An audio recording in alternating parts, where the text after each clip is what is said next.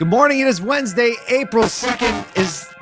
Is today Liberation Day? I'm confused, but it's the Automotive State of the Union. I'm Paul J. Daly with Kyle Mountsier. We have a very special guest today. I heard he is LinkedIn and Wall Street Journal famous now. There'll be no living with him. I can just see him like waving food away from him. Get this away from me. I want something else. Me. Give me the steak. That's all he says. I was thinking more like cycling through, like I didn't want the chocolate frosted. I wanted the glazed. The donut. That's messed up. That's messed up. Austin, he's having Austin bring him. Well, I didn't say who it was going to be. Oh, it's Zach Kinch. It's Zach Kinch, everybody. GM Bob Rohrman Toyota. He's got Austin bringing him boxes just, at his whim. But look, episode 1007 today. Obviously, tariffs are the talk of the town. We're going to talk about tariffs, dealer questions. Also talk about like what it is to have Amazon's new AI bot like purchase things for you. Wow. If it was bad enough, we'll save our comments for then. But look, all roads lead to ASOTU right now. We want to talk about it.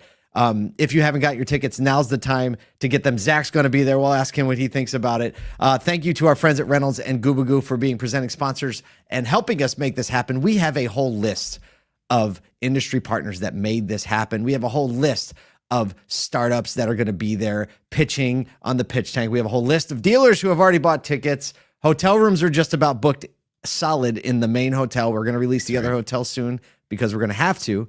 And the best time to get your tickets is now because they're cheap as they're going to be. And probably the only time to get your hotel rooms in the event hotel is going to be like this week. The next week. Yeah, that's it. So I don't know. I think we should get into it because it is cooking out there. It's a big conversation this afternoon. Is Trump is expected to kind of give the final verdict on what's supposed to happen on tariffs. So let's get into what we got. All right, let's bring Zach Kinch into the show. By the way, Zach was driving his kids to school when I texted him, and so he's still driving. Actually, kids in the car seat in the back. I'm just kidding. They're just back here. Everything's good. Yeah, everything's good.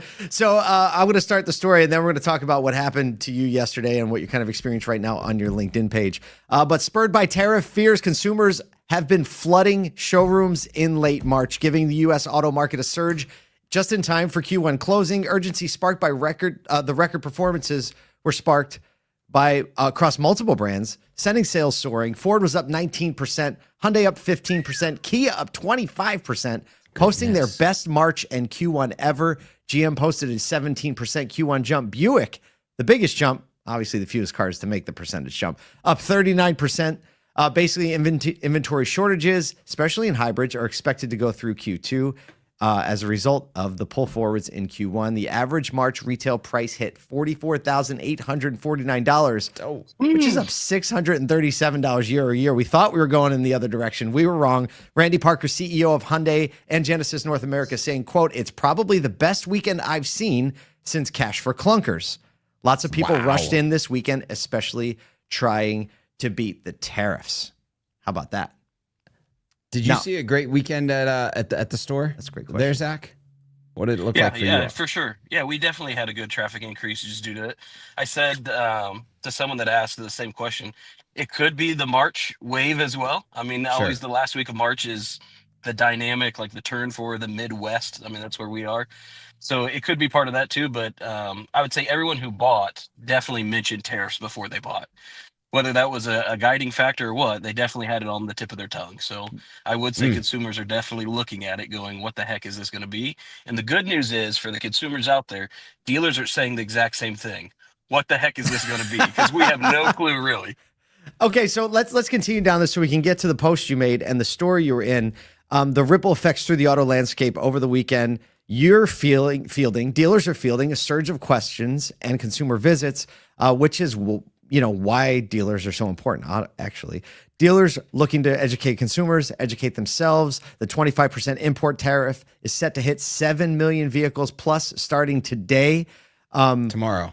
Oh, is it? That's just Thursday. Tomorrow. Oh, it's only April the 2nd. 3rd. It's the 2nd. I'm a day ahead. I'm a day ahead. Thursday. So, Rhett Reichert. Remember Rhett? If you don't remember Rhett, I mean, you never forget Rhett if you meet Rhett. But he was the chairman of the NADA when COVID hit, and he is still the CEO of Reichert Automotive Group. Said that 1 out of 4 calls this weekend were asking about tariffs and which cars would have them or not have them, saying, quote, "It's a multi-chaotic market and dealers are the shock absorber." He actually didn't say that in the article. He said that in a text message to me, but it's the better quote. Zach Kinch, who was here, GM Bob Rohrman Toyota, said, quote, this is what you said, and you can tell us if they got it wrong or not. It says, "This is going to be learn and fly by the seat of our pants. I think the auto industry is going to have to figure it out." And did you say that? Yeah, it sounds pretty similar to something I would say. Close enough.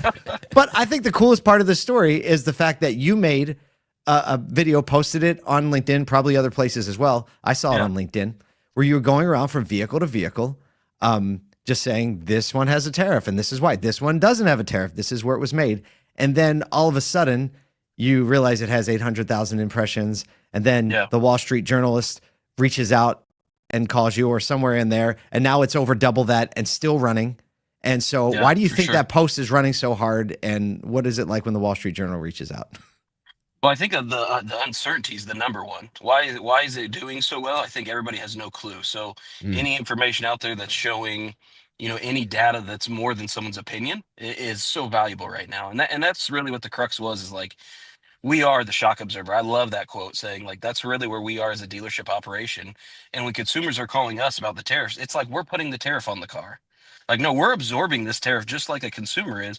We're going to have to figure out how to make sure we take care of the customer, because at the end of the day, that's all that matters. And I think that was the purpose of the video, was to go around and show, 50% of Toyotas sold in the United States are manufactured in the United States. That's wild. And 80% that are sold in the US are manufactured in North America. So it's really to go through and kind of educate, like, hey, I think being a, Japanese company in Toyota, the main thought is everything's imported. Well, we wanted to show what actually was built here, and a lot of them, being the Indiana dealer, are really close to home in Indiana and Kentucky. So that was kind of the crux of it and the principles of it, but also to make sure people knew, hey, if you are looking at something and you're 90 days out and we have it on the ground, this is going to be the cheapest it's going to be. It may stay the same price if the manufacturer steps up and eats some of this, but it's not going to be ever less than what it is today, as kind of the stats you showed before are. You're a general manager, so you oversee everything in the store. Yesterday, Kyle and I were talking to Brian Kramer a lot about reconditioning, a lot about fixed ops, parts, surprises in the service lane. And I stopped by. There's a small local shop that is right down the street, and I stopped in and I asked them. I was like, I do a lot in the franchise space. What are you experiencing? And basically, the guy said to me, well, our big parts supplier to United Auto Parts around here, said he was talking to the owner, had a $5 million shipment coming in, and like they missed some cutoff, and it immediately became over a $6 million shipment. It's crazy. Same parts. And so, he said, he's like, I haven't seen it yet in my pricing, but they've been communicating about this for like the last 60 days that it's possible that this is coming. So what are you seeing in the service bay? Are you making adjustments to reconditioning? Like, how are you approaching it from that side of the business? Yeah, so the biggest thing we've seen so far is parts suppliers throwing out ETA delays. Like, they're saying, hey, 30, 60 days, we don't see anything. But if you're ordering anything that could be 90 days out, they're not even giving us an ETA like they had been. So they're already saying, like, hey, we're pausing everything to figure out what's going to happen tomorrow. And I think that's the uncertainty that, unfortunately, I think some people will take advantage of that uncertainty and go, this is our opportunity to get more. This is going to be about who serves the customer more. And it's going to go all the way, like you said, through parts, reconditioning, and it's going to be who can stabilize. And I think that's the big crux of what we're trying to do with, Rohrman Toyota, what we're trying to do with the Rohrman Automotive Group, is to make sure that we're out there sharing good information. And that's why we started social media. That's why we started LinkedIn, and really posting more than just what's going on in our day, and not saying, hey, so-and-so who works for us sold a car and he did great this month.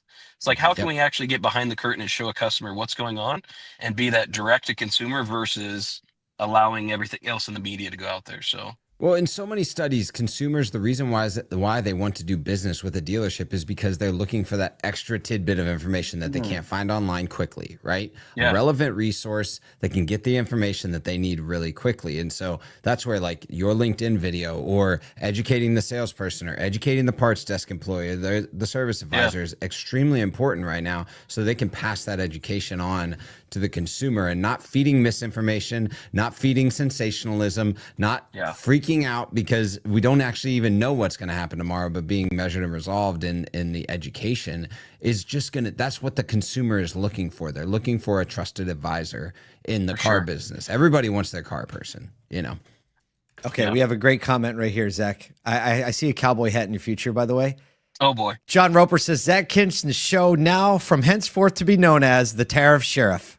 Thanks for the insights. I'm telling you, that'll run. John. You got to, you have to get a cowboy hat. A couple months. Oh, easy. The Tariff Sheriff. That's amazing. I like it. I mean, it'll go away as soon as the tariffs are gone, but I mean, you're going to get a good run out of this one. For sure. But I think the next time Wall Street Journal calls, you're like, there's one condition. Oh, yeah. Let me go get my hat. And no, you have to you will refer to me as Zach Kinch, GM, otherwise, AKA the Tariff. Tell Austin his nickname has nothing on you. No, he's going to joke, right? He's going to be the sidekick now. Like, I know, that's a big upgrade for me. Absolutely. Nathan, bring the graphic up. One of the coolest parts about this is that Zach is going to be at ASOTUCon. Look at the handsome devil on that picture. May 13th through 15th. And that was AI, but you know, same thing these days. So look, we hope that you come out and spend some time in person with Zach and Austin and all these other dealers who are trying to help one another be better. And we'll see. Maybe you're going to have to figure out how you're going to fly with a cowboy hat. You've probably never had that. We'll get it done. Before. Spirit Airlines, baby. Hook me up. Well, Zach, as always, thanks for doing the work. I know you got a busy month and a busy week. Probably it's only going to get busier with all this news. So thanks for joining us today and being part of this community. And can't wait to see you in May. Yeah. Oh, by the way, make sure you go. Oh, he's back. Make sure you go to Zach's LinkedIn. Yes, check it out. ZACKINCH.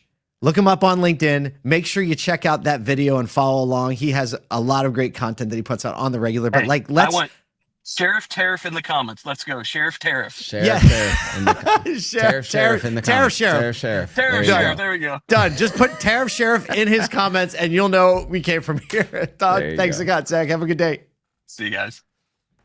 All right, keep it rolling. We're looking at Amazon as they are diving into AI with what they're calling Nova Act, a semi-autonomous agent designed to operate both online and in the real world with capabilities like browsing, shopping, and task execution. Nova Act is aiming to be your new digital helper. So a few things that Nova Act can do. It can complete tasks like finding rentals, placing orders, filling out forms.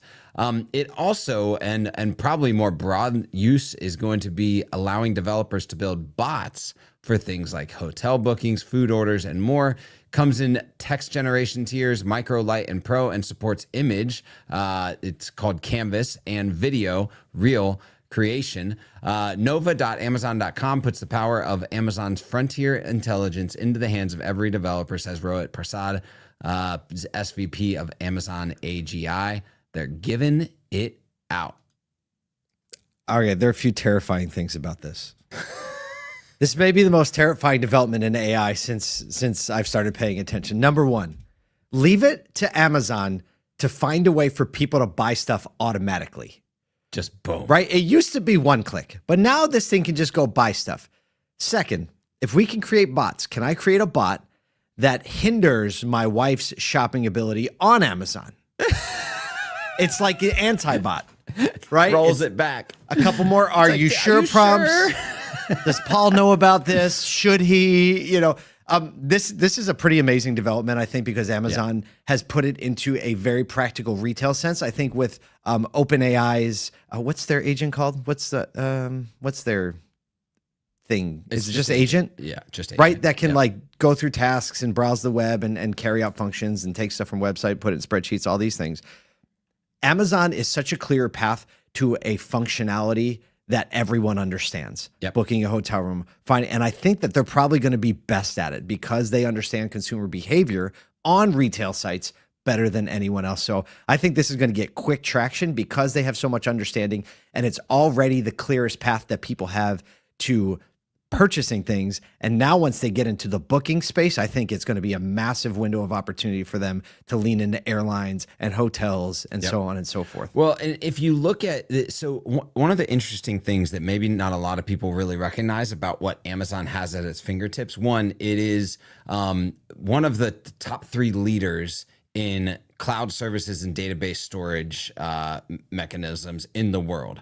You basically sit, whether you're in like Google Cloud or Amazon's cloud, that's where like the world's data, the world's development resources, like deploying things, all comes from that as a resource. And then you couple that with one of the most impressive databases when it comes to consumer information, as well as consumers like address, right? Because that consumer is always updating their address to make sure they keep getting their packages. Ooh. Like it's probably better than your lender, honestly. Without a doubt it is. Yeah. And so like you like line all those things up and then deploy AI over the top of it and allow it to use that data to get into like booking things for you or buying things for you, and the relevance that it can create, it's quite staggering, honestly. It really is. And because like Google doesn't have my address in all of its and all of your credit cards that you actually use and the multiple addresses you ship place, your home address, your work address, if you have a vacation thing, it has it all. So that's a really great insight. You know, I do think as this applies to the auto industry, obviously Amazon making waves, selling new cars, about to start selling used cars. This is all going to become part of, at some point, the car shopping process, where people are going to deploy these bots to figure out what is best for them, ask for recommendations, ask for dealer recommendations. So the industry should be paying very close attention to this. Hey, and by the way, we're going to be talking about generative engine optimization at ASOTU. Dang. There is a full panel on GEO. It's a new acronym that you got to know. It's not SEO, search engine optimization. It's generative engine optimization. And so thinking about that right now is going to optimize you for some of this stuff that Amazon's which is how you're building your website, how you're creating other content, so that when someone types into GPT or this Amazon tool, asking about a car or something, it prioritizes your stuff. Also, Amazon Autos is going to be at ASOTU. They're one of our industry partners. They're going to actually, they've taken the Northwood sponsorship. So did we announce that yet? We just did. We just did. You just did it. I did it. I was actually on a call with Northwood yesterday. They're super excited. And it's showing that they're looking to invest in the future of automotive leaders and technology. So look, if you want to firsthand, you want to meet some of these folks for the first time, have some real conversations, ASOTU is going to be the first opportunity you have to do it in person the rest of this year. So look, I think that's enough for a show today. We had guests. That was a hot show. We had tariffs. We named Zach Kinch the Tariff Sheriff. Make sure you go check out Zach's LinkedIn today, and also make sure you get your tickets at ASOTUcon.com.